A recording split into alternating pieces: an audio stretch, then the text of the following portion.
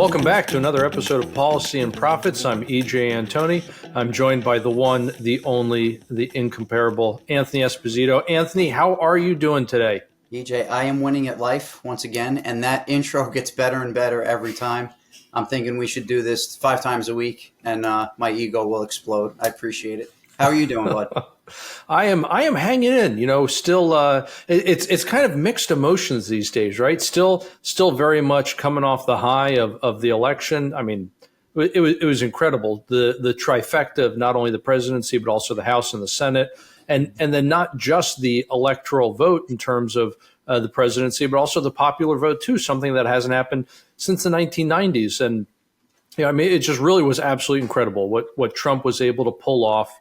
So many, if not firsts, so many first in a long times, if you will. I mean, the only president other than Grover Cleveland to get elected to non-consecutive terms. So it's just really, really tremendous on that front. The flip side, though, I guess the things that are bringing me down, man, are just all the things that we've already talked about, Anthony, things that have been concerning us for quite a while in this economy, a lot of what we've been calling ticking time bombs. The Fed is essentially acting, I would say, like a lot of the numbers that we get are fake. They're kind of showing their hands, so to speak, why on earth is the Fed talking about a labor market being so weak when the official data say it's so strong, right? And you look at something like the manufacturing sector, it's a really, really clear case, I think, of what's actually going on, where we got these massive downward revisions. And I'm not even talking about the monthly downward revisions in the data, but the annual benchmarking that was, it was insane. Just manufacturing lost over 100,000 jobs.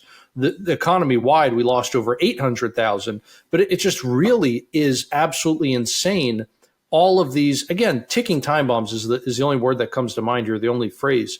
And the reason they're kind of time bombs is these downward revisions, although they've been estimated already, they haven't actually been incorporated into the data yet. That doesn't happen until the January data comes out. So it's already baked into the cake, right?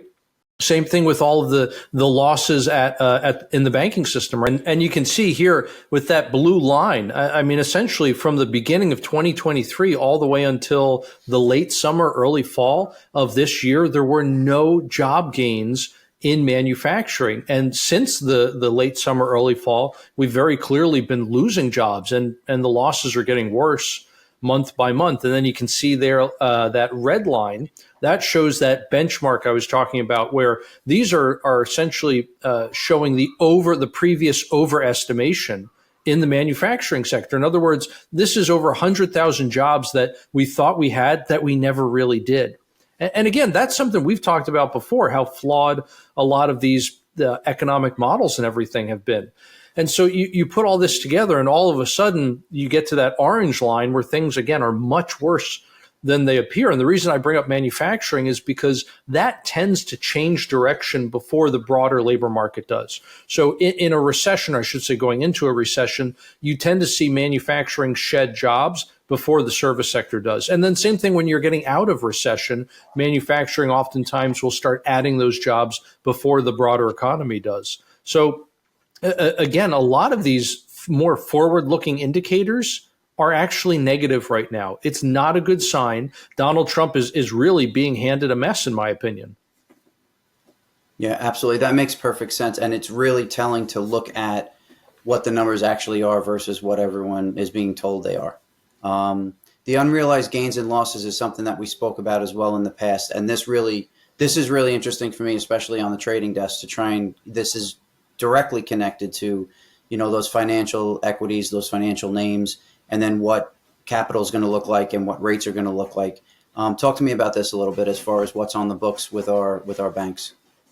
Well, we have so many banks that basically made the mistake of listening to Jerome Powell, who told them that, oh no, these 0% interest rates, they're not going anyway. We're going to have these for years. There's no way we're getting rid of them. They're not going anywhere. And then literally only a few months later, they started raising rates and did it at the fastest pace in 40 years. And so you had all these banks like Silicon Valley Bank who thought it was no big deal making all of these loans at 1 or 2% to then get whacked by having to pay deposits of 5% in order to keep customers.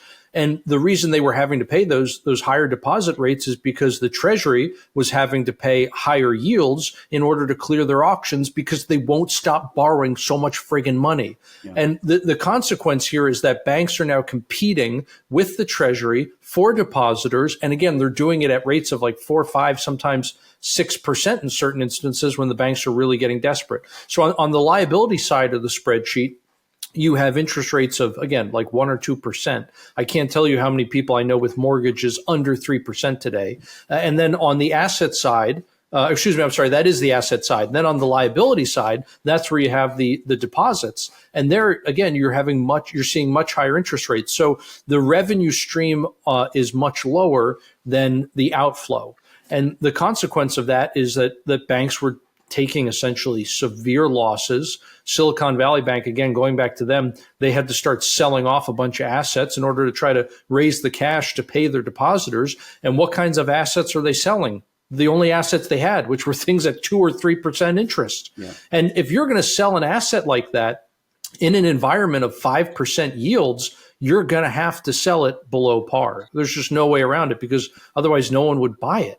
So all of those assets, and that's what this chart is essentially showing here, all of these assets on banks' balance sheets that are at much lower yields than what the market is offering today aren't worth what they were previously worth. And in theory, if you can let that security, whatever it is, ride out its life until maturity, theoretically, you're not going to lose any money on it. But that's just theoretical. Yeah. And unfortunately, that has not turned out to be a reality for a lot of banks. I mean, we just had yet another regional bank, I think it was in Oklahoma, fail last week. This is a slow rolling storm that just keeps going, unfortunately. It's so you have a situation where the banks actually were told by Powell, you can keep moving along status quo, you can charge 2%, you can pay 0%, all's good. They get reassured their business plan is set based on what the Fed chairman has told them. And then in short order, he completely shifts gears and now says, instead of you making 2% and paying 0, you're actually going to pay 6% and make 2%. So good luck with that. And now you see the system in jeopardy. And he's the same guy that gets up and, proclaims that he's actually directing the market and the economy to a soft landing. He's managing employment. He's managing rates. He's the guy that we should be paying attention to. Did I get that right? Yeah, I'd say that's spot on, Anthony. And again, this doesn't even account for things that I would say haven't been marked down yet. Commercial real estate is a good example of that, where so many of those securities essentially aren't even in this basket. What I mean by that is these are securities where the underlying assets have already plummeted in value, and we're kind of just waiting for the derivatives markets to catch up. That's something we've talked about before, where you have Manhattan real estate selling literally for pennies on the dollar right now, whether it's office buildings, apartment complexes in certain parts of the country that people no longer want to live anymore. I mean, it really is tremendous, the losses that have occurred there. And people don't realize commercial real estate, it's typically not like residential real estate where the owner borrows a bunch of money from the bank, makes principal and interest payments, and builds up equity over time. Very often with commercial real estate, you're essentially perpetually renting from the bank because you take out a loan, let's say for like 5 years, you make interest only payments over that time, you have no equity, and at the end of those 5 years, you take out another loan. Yeah. And so it just kind of is a form of rolling debt, more or less. It functions almost like a line of credit more so than it does non-revolving credit. But again, you're talking about debts that are going to go bad. There's just no way the banks are going to get their money back there. Yeah, it's interesting. I actually spent about 7 years at a very large single-family office, which functioned more like a hedge fund. But the other side of our Chinese wall was a very large commercial real estate business, which the family owned. So that family happened to have a massive commercial real estate portfolio. And then our job was to manage the excess cash and net cover the expenses of the real estate portfolio. And create generational wealth, which was how we were set up. But I remember this being the conversation, exactly what you're talking about, with how exactly we took loans out on and financed those properties. And I think at the time they were the largest private commercial real estate owners in the country. So it was a large fund. It wasn't a small fund. It's interesting that is it's structured and it's handled differently than what most people think would be the way they go and get a 30-year fixed and pay off their mortgage principal and interest up front, and kind of roll into, getting to then the end of the 30-year track and owning the property. We've had some inflation prints which have come in slightly hot. Core CPI is still up around 3%, and yet the Fed cut last week and is going to cut again in December based on what the expectation is. We do have a chart. This overlay. I love this chart. I think it's fantastic. Could we go into a little bit where we are with CPI, and we're looking at this is the 1970s versus today, correct? Yeah, this is another one where ticking time bomb is just the only phrase that comes to mind. We have a Fed that still hasn't licked inflation, but is now into its rate cutting cycle. I mean, it's just insane. It is literally repeating the mistakes that they made in the 1970s. And then the only way Volcker could fix that was by giving us back-to-back recessions and things like 20% interest rates on mortgages. So I think there's a lot of pain in store here unless we can make some pretty drastic changes. And that's going to be hard because, I mean, this country is a big old battleship. She takes a long time to turn around. It's not something, that's going to, you can't do it on a dime, let's say. But essentially what we're looking at here is the result. First, looking at that orange dash line, that's the inflation, as you said, from the 1970s, even into the very early 1980s. And what you're looking at there is the result of the Fed failing to get the job done. They were on the brink of success, and then right when they were about to really kill inflation, they took their foot off the brake, slammed it back onto the gas, and the second round of inflation was even worse than the first one was. Now, why on earth did they do that? It was all to accommodate the runaway fiscal policy. In other words, government spending just an insane portion, insane amount of money that they didn't have. That's literally what we're doing today. We just got the deficit number for October. It almost quadrupled from the October the year before. I mean, that's insane. It was almost a 300% increase in the deficit. This is just not sustainable, pure and simple. The bond vigilantes are eventually going to have their way. And I think, Anthony, you could, correct me if I'm wrong here, but I think you're actually maybe already starting to see that a little bit. The Fed cut interest rates and then yields on treasuries rose. Yep. And I think part of that is because investors are anticipating exactly what you see here, that the Fed is moving way too early. It's going to set off another round of inflation starting probably sometime next year. And the result of that is going to be that although the Treasury might be able to pay you whether it's your T-bills at maturity, or they're going to be able to continue making those coupon payments on the bonds, whatever the case may be, you're not going to get back dollars that have the same value as the dollars you lent to the Treasury in the first place. And so if I want a 2% real yield with 3% inflation, you better believe I need a 5% nominal yield. And that's how Treasuries are priced. Absolutely.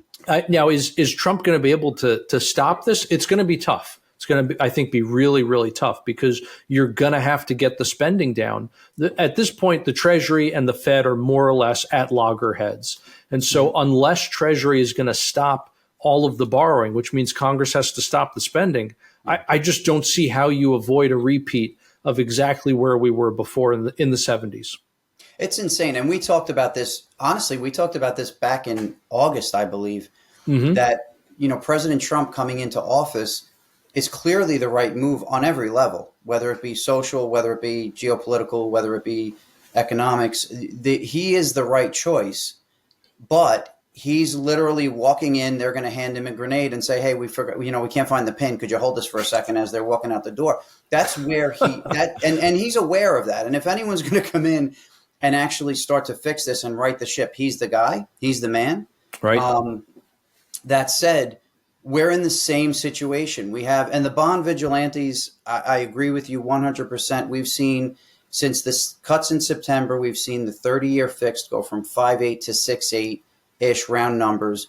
From September through today, we have had a 25% rally in the 10-year yield. That yield is up near 4.39%. I actually did regression work on the yield over a year ago, and I had the yield potentially on the 10-year hitting 6.2%.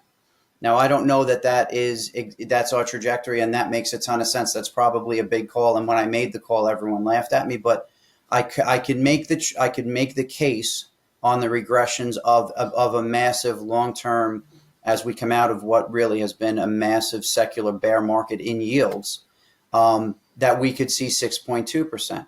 And this is exactly what we're talking about. The expectations is that spending is out of control. Inflation is not under control. Even though the Fed is cutting rates, the market is larger than the Fed. We say this all the time. And the market will set the final policy. And what the market's saying is rates are going higher. And it's a problem. It's definitely a problem. I think as we talk about Mr. Powell. I really don't get a lot of what he's done or how he does it. I really don't. And I've teased about him and Janet Yellen being the social crusaders and talking about, the ozone. And as Powell gets up numerous times, he wants to make an appeal to the American people. I know this is painful for you. I know things are more expensive. We know, Jerome. We know. Just what are you doing with Fed rates? What are you doing with the overnight rate? We need to know. That's your job. Full employment and rates. Talk about it. I don't think Yellen should be out there talking about, third world nations and the need to get medicine and food to children. Believe me, my heart bleeds. I don't want any child to suffer. I don't want anyone to suffer. But that's not your job. That's not your role.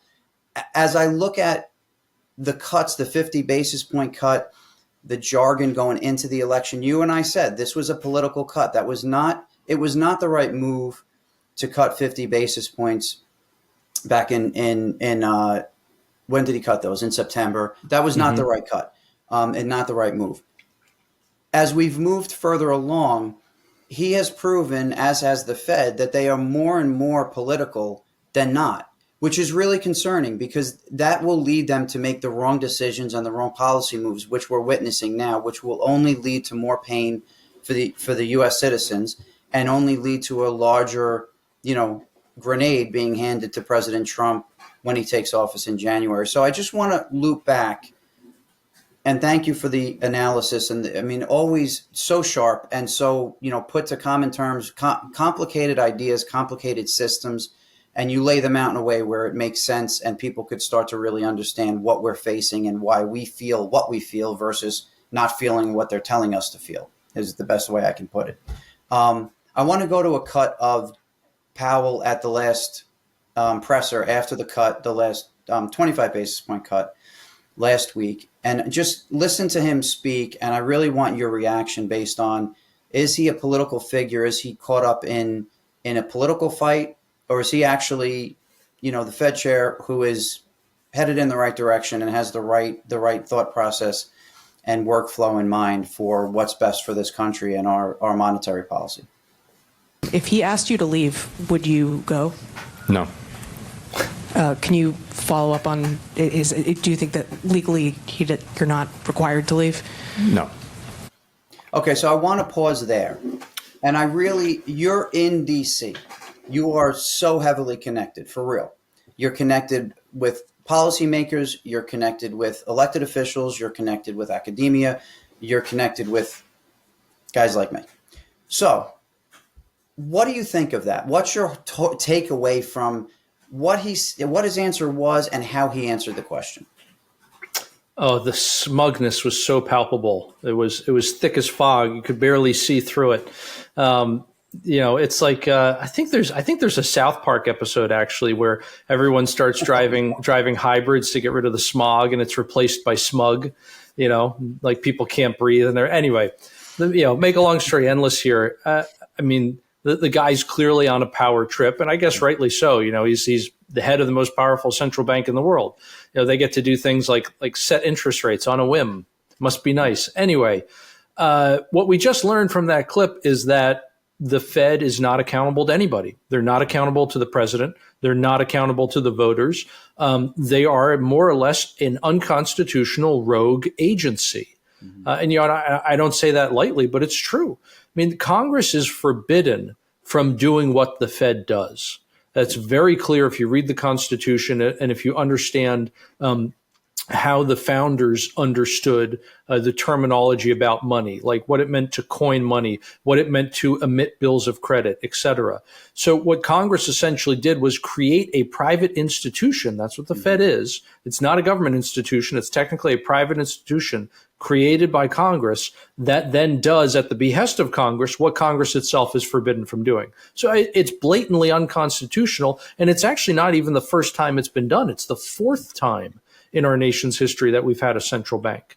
So, I mean, look, at the end of the day, I think Powell has to go. There's no doubt about it. But I also think it would be healthy for the country if you can't abolish the Fed entirely. Can we at least be above board about it? Can we at least be above board about exactly what you were talking about, Anthony, that the Fed chairman is subject to political pressure, even though theoretically he's not, right? Even though they're independent. Shut up. No, they're not. Give me a break. They are not data dependent. They are not politically independent. And that's not my opinion. That is their track record. And it's not just Powell. I don't want to make it seem as if Powell is the only bad guy here. The history of Fed chairs is more or less a history of villains, and with the occasional anti-hero thrown in there. It was Lyndon Johnson, if I remember correctly, who invited the Fed chair down to his ranch in Texas, and when he arrived, grabbed him by the lapels of his suit, threw him up against the wall, and berated him for thinking about raising interest rates in an election year. The Fed dutifully did not then raise interest rates in the election year, and inflation subsequently started to take off. Yeah. So, look, the Fed is subject to political pressure. I think it'd be good if we were at least above board about that. And maybe the president did have some say in interest rates, or at least had some say in recommending very publicly which way interest rates should go. Yeah, I think the thing that bothers me the most about his answer, and smugness is a great way to put it, but he clearly was prepared for the question, which means his angle is political. Now, for everyone else, and for the mainstream media and the Democrats to criticize President Trump for saying, I want to be able to talk to the Fed chair about rates, it seems reasonable to me. The fact that they hide behind that and say, you cannot do that, he needs to be independent, he's independent with us, he needs to be independent with you, like that's the same smokescreen they put up with everything. I think the president should be able to speak to the Fed chair about rates. Powell's not an elected official. I had no say as to whether Powell, in theory, Powell took that position or not. He was appointed. So for somebody appointed to have such a massive job within this country, running monetary policy, to be that smug and that prepared to say, no, I'm not leaving, if the president-elect, the president of the United States, who you and I voted for, the country voted for, won electoral college votes, won the popular vote, we put him in place and he says to you, you need to go. Guess what, Mr. Powell? You're going to go. And that's just the way it's going to be. The smugness and how prepared he was to answer the question, and the fact that he has not been elected by the people, for the people, to sit there is a problem for me. And I want to go a little deeper. I don't want it to be a full political show, because I know we are Policy and Profits, and I want to get to an interesting point to the market after. But I want to run two more clips, and I'm going to connect this in my mind and kind of, we'll go down the rabbit hole of Anthony Esposito's thought process, which could be dangerous. So I want to go to a CNN clip of their roundtable talking about post-election, post-mortem. What do they do? What's the strategy? This is what the Dems have in mind as a strategy. Now 71 days from Trump taking the oath of office. What is the most important thing that everybody is looking for? That is my question. I'll start with you. Joe Biden has been a phenomenal president. He's lived up to so many of the promises he's made. There's one promise left that he could fulfill, being a transitional figure. He could resign the presidency in the next 30 days, make Kamala Harris the president of the United States. Whoa. It would absolve her from being able to, from having to oversee the January 6th transition, right, of her own defeat.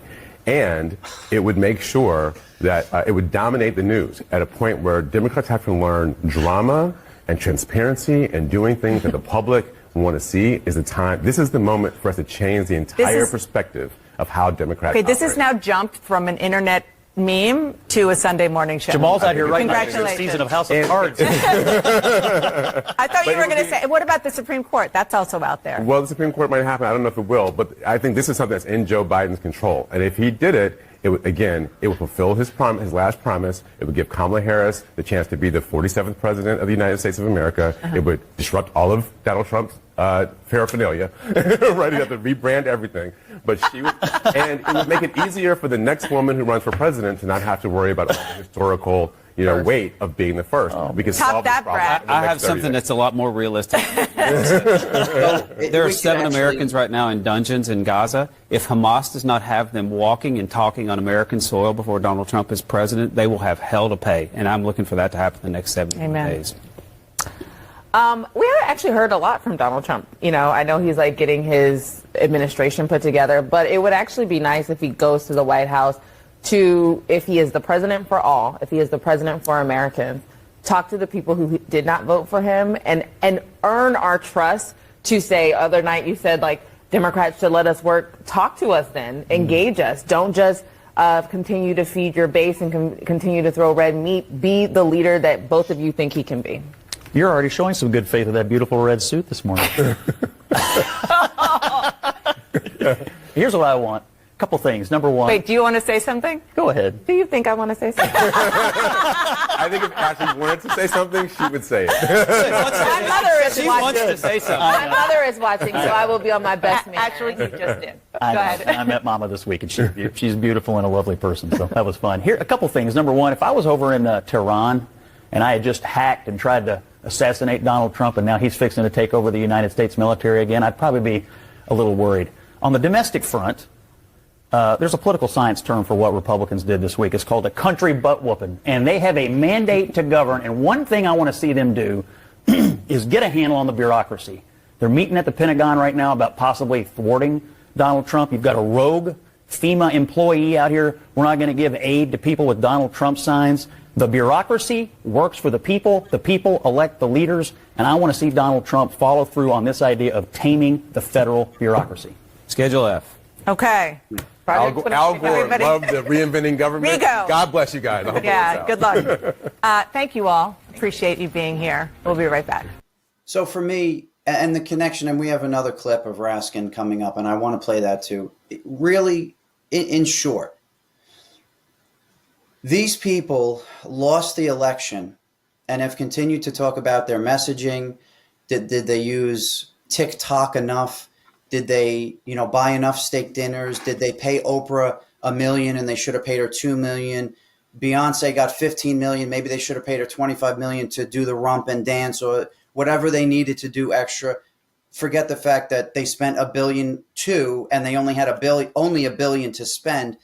Yeah. These people are so focused on why they lost. I'd like to just say for the record, they lost because they were running to win the presidency. And Donald Trump won because he was running to save the country. And everybody, regardless of your color, your creed, how big your house is, where you live, what kind of car you drive, what kind of food you eat, if you go to temple, if you go to church, everybody understood that. And he picked up with every demographic, not because he was on Joe Rogan, not because he had flashier signs, because they copied all of his signs anyway, and she copied any of his policy recommendations anyway. He won because he was running to help us and to save this country, and she lost because she was running to become president.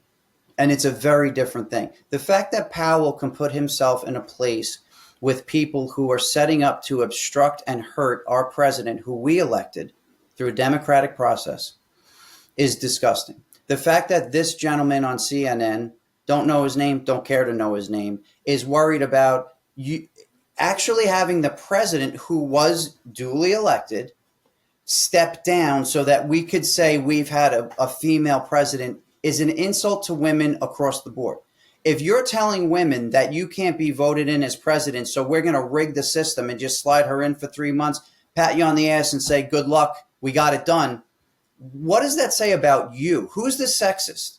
Is the sexist the Republican conservative Christian that's saying, hey, let's run through the process, and if you're the best candidate, I will vote for you? Or is the sexist the one saying, let's break the system, fuck it, we're going to put you in office illegally, unethically, because you're a woman and we just want to say we put you in. Oh, and by the way, let's save Kamala Harris the embarrassment of going and certifying the vote in Congress because she might cry. This is the woman that we think was going to sit across from Xi Jinping and Putin and have her finger on the nuclear button, but she's going to be too upset to go to Capitol Hill and actually certify the vote. Is this what we're really saying?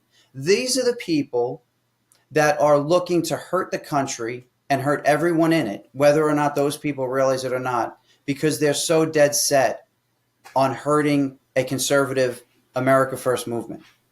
And that's a problem. And Jerome Powell, with his comment, put himself right in that boat. I want to skip to Raskin quick because Raskin, off the charts, insane. But again, these are the people, in my mind, this is the bucket that Jerome Powell has put himself in, never to be taken out of, only to be removed and have somebody take his place. He disqualified himself with his performance. He disqualified himself with that comment last week. I'm sorry that I'm ranting, but let's listen to Raskin, and I want to hear your comments on this and how this, where he's connected. It's going to be up to us on January 6, 2025 to tell the rampaging Trump mobs that he's disqualified. And then we need bodyguards for everybody in civil war conditions, all because the 9 justices, not all of them, but these justices who have not many cases to look at every year, not that much work to do, a huge staff, great protection, simply do not want to do their job and interpret what the great 14th Amendment means. And I'm glad that Sherilyn's creating her new center so we can bring that. So instead of working towards what we're doing wrong, what they're doing wrong as far as policy, easy stuff. Stop the land invasion of our country. Yeah. Easy stuff. Stop our children from being raped and murdered in the street and poisoned by fentanyl. Easy stuff. Let's stop overspending like a drunken sailor and start to rein in and help people with inflation and help people with prices. Give people an opportunity to be employed, to work in this country, to produce in this country, and to live the American dream. Easy stuff. But instead, you're going to focus on invoking the 14th Amendment and removing Trump, who's duly elected president, from office, or not allowing him to take office. I really do want to know, did Jerome disqualify himself and put himself in the bucket with these lunatics by being so smug and so arrogant and saying no the way he did, when it would have been a yes if they asked, hey, if Kamala Harris, President Harris, wants you removed, will you step away? His answer would have been different. Yeah, Anthony, absolutely. You're spot on all counts here. And look, I mean, at the end of the day, I would not be surprised actually if Powell does get the axe, because essentially there's only 2 real ways aside from the Italian way of doing it. There's really only 2 ways of getting rid of a Fed chair. And it would need to be essentially either there's a vacancy somewhere else on the board, and then Trump says, haha, I'm now nominating you for that other slot. So it's essentially a way to demote him. But the other option is to fire him for a cause, we would say. So you would have to show him as being negligent in his duty. I'm sorry, but saying that there is no inflation, then saying inflation is transitory while it runs up to 40-year highs and you keep interest rates below 1% because you're up for renomination that year. And then once you're confirmed, you say that the 75 basis point hike, which you previously took off the table, is now back on the table, and you deliver 4 in a row. You crush the banking system with that. You gave us 40-year high inflation. I'd say that's cause to fire him. So again, I would not be surprised if he is actually out, and he should be for all of the reasons that you just said. No. Now, so correct me if I'm wrong. The president would, all he would need to do, and I don't know that Mr. Powell watches our podcast, but if he does, I think I'm correct here. The president would just need to write a letter to the Senate stating why he's removing him from his seat as Fed chair. And whether or not the Senate agrees, they don't vote on it. They just receive the letter. And then it's up to he basically serves at the pleasure of the president, essentially. I mean, President Trump could write any reason in that letter, send it out, tell him, pack your bags, Monday morning, get out. And we're done. Right? Is that right, or is that not right? I think it is. Here's part of the difficulty, though, is the lack of precedent. So it's remarkably similar to when Andrew Jackson was trying to kill the central bank of his day, and which he did successfully. But part of that whole plan involved the need to fire the Treasury Secretary. And there was the question of, well, wait a second. the Constitution says he has to be appointed with the advice and consent of the Senate. Does he also have to be removed with the advice and consent of the Senate? So essentially, because there was no actual clarity on the issue, it created a whole bunch of essentially legal headaches. And I would not be surprised if the exact same thing happens today. In other words, it could be the Senate, it could be the Federal Reserve itself, because again, that's not part of the government; it's a private corporation. But I would not be surprised if there is a lawsuit launched to try to keep Powell in his job by one or maybe both of those entities. But I mean, I agree. At the end of the day, I think President Trump has the authority to do it. Yeah. Well, I hope so. I hope he's removed, and I'm more than happy to go back to your reference. I'll send a couple of friends of the family over to make sure that he's taken out very gingerly. There's no bruises or broken bones on the way out. The entire movement here by the Democrats is it's really out of control, and I do believe that he has disqualified himself. If you look at the comments from Hochul, from Newsom, from Brandon Johnson, I mean, this guy is completely out of his mind. Talking about protecting their citizens from Trump, you have to go through me if you want to hurt them. Yeah, but at the same time, Hochul and James come out. They look like they're in some drug-induced kind of violent speech or rant about fighting the fight. This was not the result we expected. You have the Polymarket CEO Shane Copeland was raided by the FBI. Oh my gosh! Yeah, computer taken because on the site it had Trump as a winner, and they're citing some loophole in whether people in the U.S. were betting on his side or not betting on his side. Or the entire movement here is about maintaining a destruction of the country versus moving forward and doing or serving or supporting the mandate of President Trump.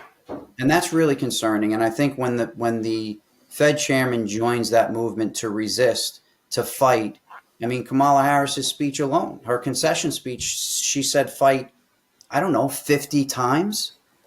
50 times. And every speech I hear from the Republicans is instead of fight, I hear the word work. Let's get to work. Right. We have work to do. This is the difference between the parties. So for Jerome Powell, disqualified.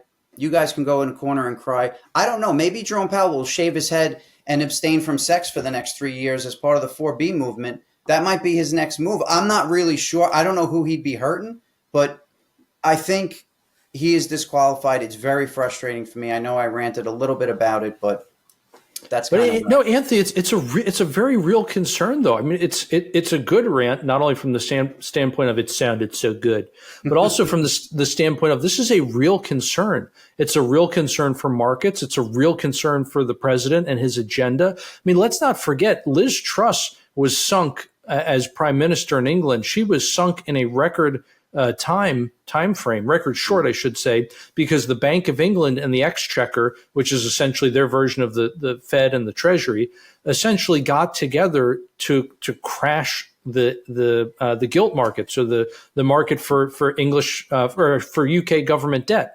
And basically what they essentially did was they just said all of the things that were already in existence before Liz Truss. In other words, they talked about how, debt's on an unsustainable path. Funny how all of a sudden that's back in the news here, right? They talked about how the government's not going to be able to pay its bills soon. The government is spending way too much to finance its debt. So they essentially hyped up the market. And at the same time, they basically made a bunch of moves that were completely unnecessary, but purposely put the screws to gilt markets, again, the UK bonds. And the result was that yields spiked like crazy. Everyone freaked out and said, oh my gosh, Liz Truss is going to kill us all. They can do the exact same thing here. And actually, Vice President Vance, in an interview, I think it was with Tucker Carlson, he actually talked about this very issue, how one of his primary concerns early in this administration is going to be leftovers and holdouts from the Biden admin in Treasury and at the Fed, who are going to do essentially try to have the same kind of financial coup here. And again, it would be devastating not just for the president and his agenda, but for markets too. Yeah, for us, They have no concern for the United States citizen, none. Whether it's that you give rights and capital and cash to illegals and jobs to illegals, or whether you set up systems that make it impossible for us to live and survive. And then you go out and you rant about the fact that you want us to just live and survive and achieve. No, you don't. No, you don't. I would actually argue that point. And to add to your point, I'm not so sure that the rate cutting that's going on right now is not a setup to actually hurt him at this point. As we talk about last week and we talk about December, there is zero reason. If you're data dependent, there is zero reason to be cutting rates at this point. I understand you cut them ahead of the election because of the election. I understand that we're spending a tremendous amount of money to create any growth we can so that the Democrats won the election. But now I fear that there's going to be a setup of a slippery slope, even more so heading into January before President Trump takes office. But if anyone can do it, he can do it. The cabinet he's assembled is fantastic, and the country's behind him. So, this wave is not one that's going to be stopped at this point. An interesting note on the market: Warren Buffett. I saw a great article this weekend. I read into it a little bit. He's the guru of Graham Dodd. He is the value investor, right? He was a net seller of $127 billion of stock this year. Apple, Bank of America, his two biggest holdings, and I have a chart to show the cash on hand at Berkshire. The equity portfolio is down to $300 billion, and then cash $311 billion. So he's $300 billion. So he's basically, let's call it 50% in cash. He's been raising cash since 2019. So I can understand 2019, 2020 made sense, but even as we've come out and this market's rallied, he's continued to sell into this market. Look, there's different reasons he could be doing this. He's also 125 years old, so he might be looking to retire at some point. I'm only kidding.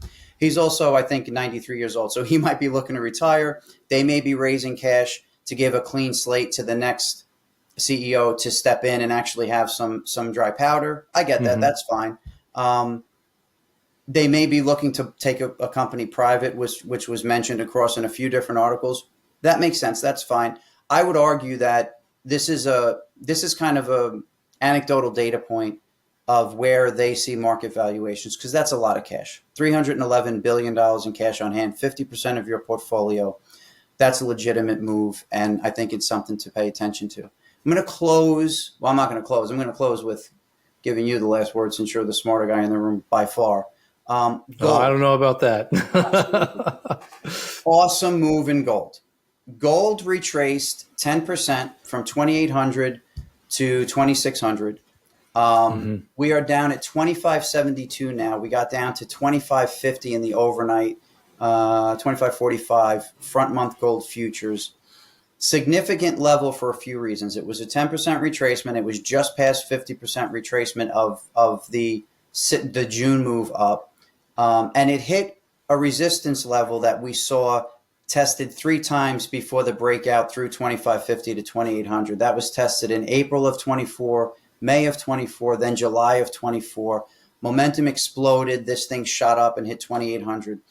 The move down, definitely in line with a strong dollar. The dollar's rallied about 7%. Now the DXY index, which I use to measure the strength of the dollar, it's the dollar versus a basket of currencies, went from par from 100 to 107. That's kind of starting to fade, and you've seen a massive move into crypto. Bitcoin's been ballistic, I think 83, 85,000. You know, it's going to 100,000. Now I hear people talking about it's going to 3.5 million. I don't know where Bitcoin's going at all. What I would say is this. I do believe that inflation is not dead. I do believe that gold is still something that you can drop and hurt your foot if it hits your foot. It's a real asset. I stole that from Gartman. I do believe that when you look at over time, an inflation hedge, a geopolitical risk hedge, gold at 5% annualized volatility versus Bitcoin at 50 or 60% annualized volatility, I find it hard to believe that gold is going to be replaced by Bitcoin, is my point. I think crypto has a place and that seat at the table is growing. but I don't believe that gold is going anywhere, and I don't believe that the bull run in gold is over. So this move down, while it may have some additional legs down to 2,400 in spot gold and in the futures, I do believe it's more of an opportunity to add to your gold versus get out because the run is over. The run is not over. Bitcoin may hit 100,000. It may hit 300,000. They're complementary assets. They'll move together. The correlations are very low, but they will move together. Currently, gold has crossed and Bitcoin has crossed up. Gold has crossed down. I'll bring a visual next week for it, but they will move complementary because they serve a similar purpose, but they're not identical assets. And to try and talk that through, as people are now, is really not, in my opinion, a strong argument. They'll both do well. At the end of the day, gold is still in a bull market, and these dips are buying opportunities. So that's where I stand on gold. I think again, spot on, Anthony. At the end of the day, like you said, gold is an actual physical asset. And that's not to say that the only thing of value is physical stuff, right? Services economy is not physical. That's a bigger part of the economy than manufacturing is. So it's not just simply that it's physical, but it's that you can't simply print it like you can print money. And a lot of crypto assets, unlike Bitcoin, do not have a supply cap. And the issue there is that you can just keep creating them. Now, Bitcoin obviously does have a cap, but here's my problem with Bitcoin.